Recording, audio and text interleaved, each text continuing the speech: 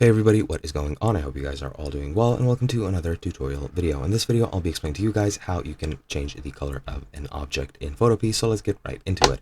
Now, as you can see, I have a picture already open, and let's say the object that I want to change the color of is this bird.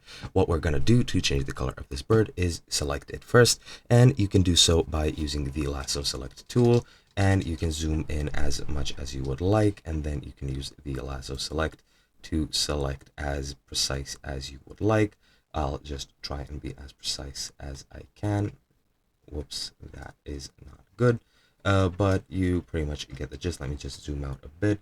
What you need to do is just select the outline and make sure you select the same colored or the similar colored squares. I'm not doing a very good job, but once I select it and zoom out, as you can see, the bird is selected with a bit of the background as well, but that does not matter.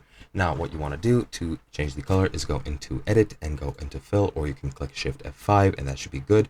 And what you want to do is go and select custom, and once you're here, just select the color you want. Let's say I would like the color red. Select that, click OK, and click OK again, and as you can see, the color of the bird has been changed, and on a green background now I have a red bird. And that is basically it. Hope you guys enjoyed, and I'll be seeing you guys in another video.